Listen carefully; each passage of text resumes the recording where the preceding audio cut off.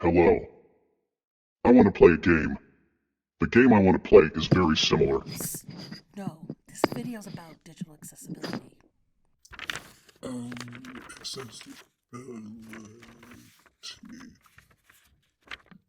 Okay. Let's talk about digital accessibility. Digital accessibility is designing and building websites, applications, and digital technologies so people with disabilities can access and use them. While advancing technology through the internet, computers, and mobile phones are generally thought to impact human lives and society positively, that advancement doesn't come equally for everyone. The inaccessibility of digital technology is a considerable problem for people with disabilities as technology has become a necessity of modern life, not a luxury.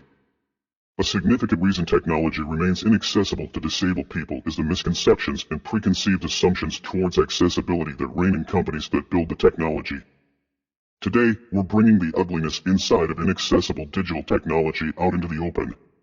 You will be presented with 5 of the most widespread myths about accessibility, and for you to stay alive. I told you I'm not paying for that. Just do the voiceovers.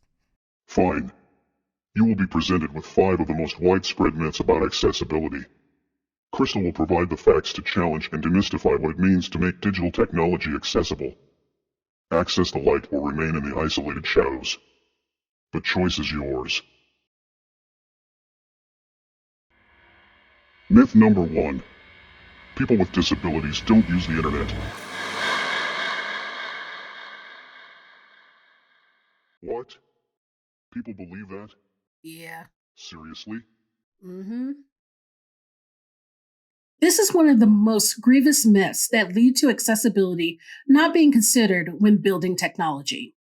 According to the World Health Organization, an estimated 1.3 billion people experience significant disabilities.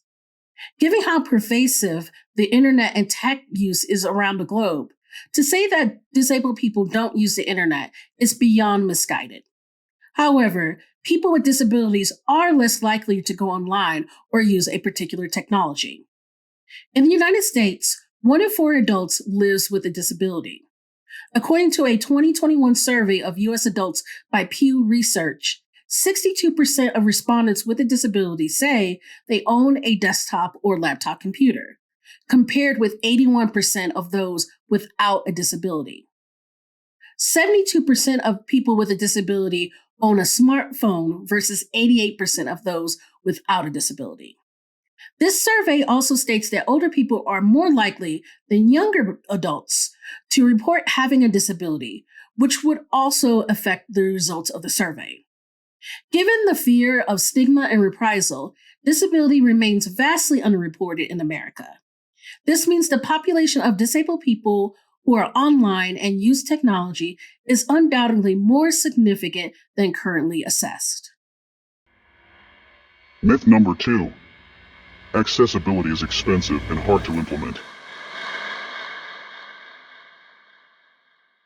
This myth exists because of how companies are first introduced to accessibility. Reports of their products and applications being inaccessible after being released to consumers. Adding any feature improvements after a product has been released will incur additional costs and can be complicated to implement. Also, when companies chase expensive quick fixes that do not address fundamental issues of inaccessibility, they ultimately have to spend more time and money when those quick fixes fail. The fact is that accessible technology costs the same as developing inaccessible technology. When accessibility is at the forefront of design and development, it doesn't require additional money, time, or effort. Myth number 3. Accessibility makes technology ugly.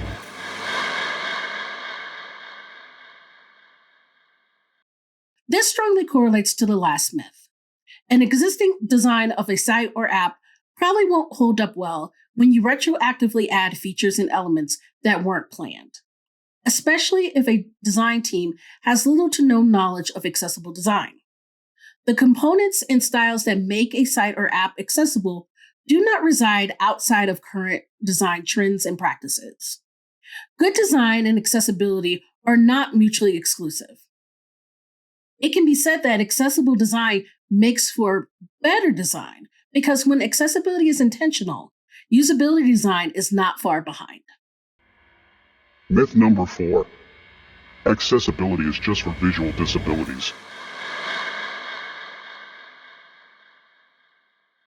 The internet can be a highly visual medium.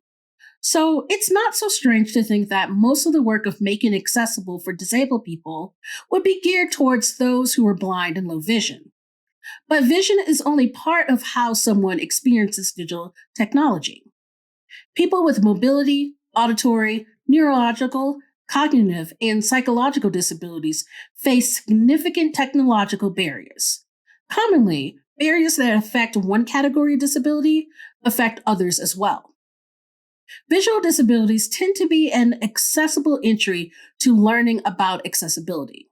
Still, it quickly becomes apparent how expansive the practice must be to address the needs of all disabled people.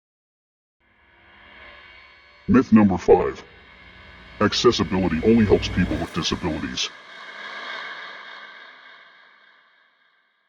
Not this time. Wrong. Not this time. Not this time. You're wrong. Not this time. It never happened. Did you replace me? It's a meme. What's that? This isn't the time. Fine. Just run me my check by the end of the month. Running your check? I don't know who you think you're talking to. You know what? Whatever. Features like voice control and recognition, video captions and transcripts, autocomplete, and dark mode were designed for people with disabilities, but have become widely adopted by those without disabilities. Accessible design and development have and continue to lead to innovations. So while accessibility mainly focuses on people with disabilities, it can and does benefit everyone. Crystal is currently engaged, so I will end this video for her. Now that these 5 accessibility myths have been dispelled, you have been handed the tools to continue the work. It's up to you what you will do with them. Remember, the truth will set you free.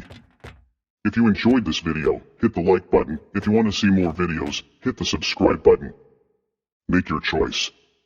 Hello, Crystal. I want to play a game.